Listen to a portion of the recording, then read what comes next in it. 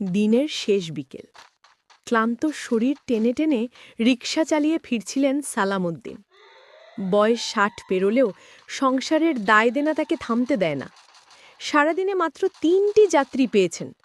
পকেটে আছে মাত্র ৩০ টাকা। নাতির জন্য ওষুধ কিনতে হলেও আরও ২০ টাকা প্রয়োজন।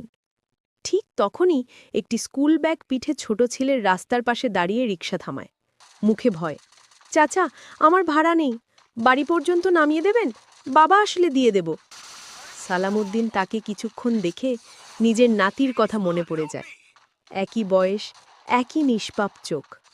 রিকশাওয়ালা মৃদু হেসে বলে, চল বাবা, তোমাকে নামিয়ে দিই। মানুষ শুধু ভাড়ার জন্য রিকশা চালায় না, কিছু দয়া করার জন্যও চালায়। ছেলেটিকে বাড়ি পৌঁছে দিয়ে সালামউদ্দিন চলে আসে। অন্ধকার নেমে আসছে, মনটা ভারী। আজ হয়তো নাতির জন্য ওষুধ আনা হবে না। চা দোকানের সামনে রিকশা থামিয়ে পানি খাচ্ছিলেন। ঠিক তখনই পেছন থেকে ডাক, চাচা। ঘুরে দেখেন সকালে যাকে নামিয়ে দিয়েছিলেন তার বাবা দাঁড়িয়ে, হাতে বাজারের ব্যাগ আর একটি খাম। বাবা এগিয়ে এসে বলেন, আপনি আমার ছেলেকে ভাড়া ছাড়াই বাড়ি পৌঁছে দিয়েছেন। সে বলেছে আপনি না হলে সে ভয়ে কাঁদতে কাঁদতে হেঁটে আসত। এটা আমাদের কৃতজ্ঞতা। সালামউদ্দিন অবাক হয়ে খাম খুলে দেখেন তার নাতির ওষুধ কেনার চেয়ে অনেক বেশি টাকা। চোখে পানি এসে যায়।